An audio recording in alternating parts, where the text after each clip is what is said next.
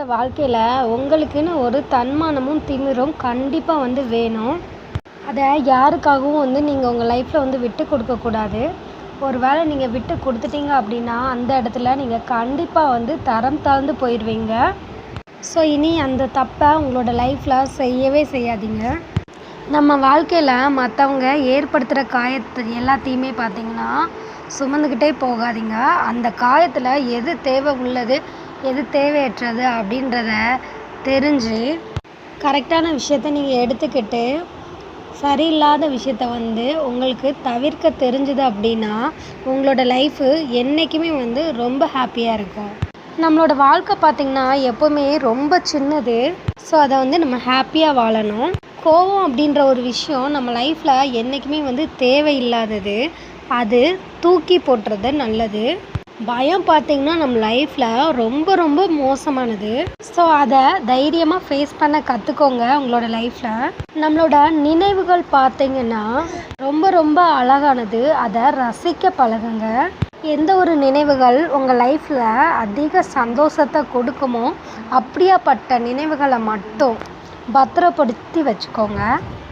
உங்களை வேணான்னு விட்டுட்டு போனவங்க பின்னாடி பார்த்திங்கன்னா நீங்கள் ஒரு தடவை போய் கெஞ்சலாம், 2 தடவை போய் கெஞ்சலாம். ஆனால் அதுக்கு மேலே நீங்கள் கெஞ்ச ஆரம்பிச்சிங்க அப்படின்னா அவங்கள விட்டால் உங்களுக்கு வேறு வழியே இல்லை அப்படின்னு அவங்க மனசளவில் நினச்சிருவாங்க. ஸோ கண்டிப்பாக அந்த மாதிரி நடந்துக்காதீங்க. உங்களை வேணான்னு விட்டுட்டு போகிறவங்க எல்லாருமே பார்த்திங்கன்னா நீங்கள் அவங்களுக்கு எவ்வளோ தான் லைஃப்பில் நல்லது செஞ்சுருந்தாலும் அதை கொஞ்சம் கூட யோசித்து பார்க்க மாட்டாங்க. அதே பார்த்திங்கன்னா அவங்க உங்களை விட்டு பிரிஞ்சு போகணுன்னு முடிவு பண்ணிட்டாங்கன்னா நீங்கள் தப்புன்னு கூட தெரிஞ்சு பண்ணியிருக்க மாட்டீங்க ஒரு சில விஷயத்த. ஆனால் அதையே தப்பாக உங்களுக்கு நிரூபிச்சுட்டு அந்த பதில் உண்மையாகவும் இருக்காது. நம்மளால் ஏற்றுக்க முடியாத ஒன்றாவும் இருக்கும். இருந்தாலும் அதுதான் உண்மையிலே நிஜம் அப்படின்னு ரொம்ப அழகாக அவங்களோட கற்பனையை உண்மையாக்கிட்டு போய்கிட்டே இருப்பாங்க. உங்களை வேண்டான்னு இன்றைக்கி விட்டுட்டு போகிறவங்களுக்கு பார்த்திங்கன்னா ஒரு நாள் நீங்கள் அவங்களுக்கு ரொம்ப ரொம்ப பிடிச்சவங்களா இருந்திருப்பீங்க. ஸோ ஒரு சில பேர் பார்த்திங்கன்னா நீங்கள் தான் அவங்க உலகம்னு கூட சொல்லியிருப்பாங்க.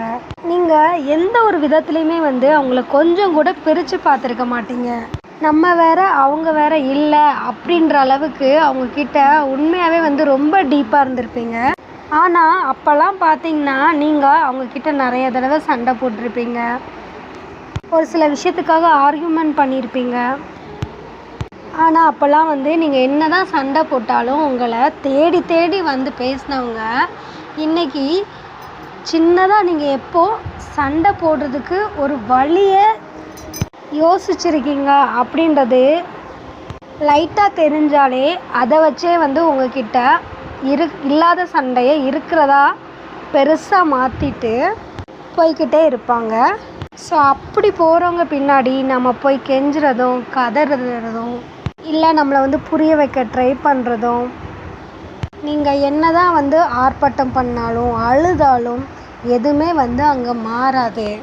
ஏன்னா நம்மளோட மனசே பார்த்திங்கன்னா சில டயத்தில் நம்மளுக்கு வேணும், நம்ம நினச்சது நடக்கணும் அப்படின்னு நினைக்கிற பட்சத்தில் நம்மளுக்காக அது தப்புன்னு தெரிஞ்சால் கூட சில விஷயத்தில் நம்மளோட மனசு மாறவே மாறாது.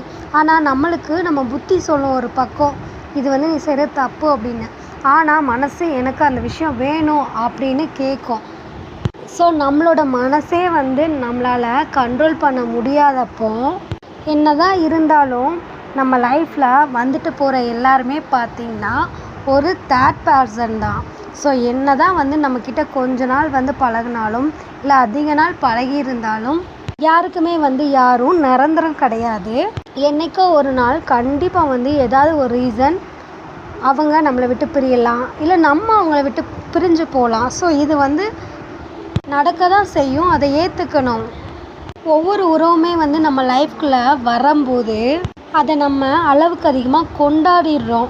அந்த அளவுக்கு கொண்டாடாமல் எது வந்தாலும் வரட்டும் போனாலும் போகட்டும் அப்படின்னு நடந்திருக்கிற மனப்பக்குவம் உங்களுக்கு இருந்துச்சு அப்படின்னா உங்கள் லைஃப் உண்மையாகவே சூப்பராக இருக்கும். போனவங்களை பற்றி நீங்கள் கொஞ்சம் கூட கவலைப்பட மாட்டீங்க. இது மாதிரி அடுத்த யூஸ்ஃபுல்லான வீடியோஸ்க்கு நம்ம சேனலை மறக்காமல் சப்ஸ்கிரைப் பண்ணிக்கோங்க.